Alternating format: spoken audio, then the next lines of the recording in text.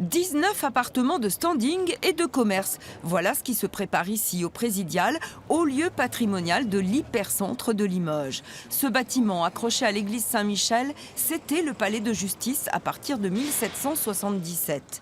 En 1846, le tribunal déménage et laisse place à d'autres entités. Jusque dans les années 90, c'était le siège de la faculté de droit. Mais pendant 10 ans au moins, plus rien, le temps que le bâtiment se dégrade.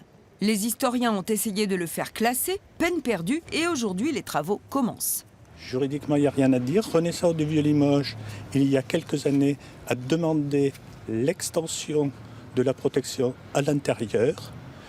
Mais les délais administratifs étant ce qu'ils sont, la procédure commence juste, c'est-à-dire qu'il est trop tard.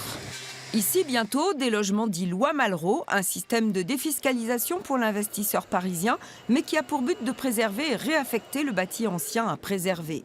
Ce dispositif permet également d'avoir des loyers encadrés, donc à prix raisonnable pour le centre-ville. Alors, selon les architectes, pas de quoi pleurer, au contraire. On ne va pas dénaturer le patrimoine de Limoges, on va plutôt le mettre en valeur. Et il ne faut pas voir le rachat par des privés d'un bâtiment public comme un gros mot en fait. C'est plutôt une chance pour la ville et de redynamiser et de se réapproprier ce lieu pour les Limogeaux. Ici, c'était l'ancienne salle d'audience.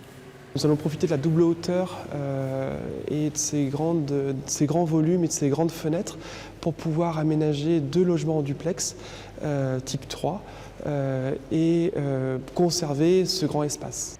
Seule une façade est inscrite, alors théoriquement les architectes peuvent faire comme bon leur semble à l'intérieur. Mais la DRAC et l'architecte des bâtiments de France leur ont fait des recommandations pour préserver les beaux éléments. Il y a une réversibilité puisque ce ne sont que des cloisons qui sont posées. Tous les murs anciens et porteurs sont conservés. Et c'est vrai qu'il peut y avoir peut-être une polémique au sujet d'anciennes cellules dont la moitié sont conservées en l'état et restaurées avec des portes anciennes. Car au sous-sol, un pan d'histoire sera partiellement détruit. On a 4 cachots en fait, qui seront dans la future emprise du commerce, donc on les modifie pour pouvoir aménager le commerce qui s'agrandit rue Adrien-Duboucher. Dommage, selon les protecteurs du patrimoine, c'est un exemple unique de prison de luxe pour le XVIIIe siècle avec latrine. D'abord comme étudiant puis comme enseignant en droit, ce juriste et historien a passé 45 ans ici. Pour lui, c'est une bonne nouvelle de voir le Présidial de nouveau occupé, mais il est triste pour les anciennes cellules. C'est probablement l'une des toutes premières fois qu'en France, on construit une prison cellulaire. La construction, c'est à partir de 1777. Et pour la France, la première vraie prison cellulaire, c'est 1831.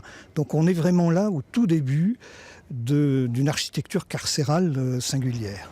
Présidial fut le cadre du passage de Marivaux, puis d'un roman de Balzac, et surtout le théâtre d'un méga procès, celui du bandit limousin Burgou, avec 150 co-accusés. Un lieu qui a souvent servi de décor de film, notamment pour Un village français. Alors, grand changement, au premier trimestre 2019 seront livrés les premiers appartements.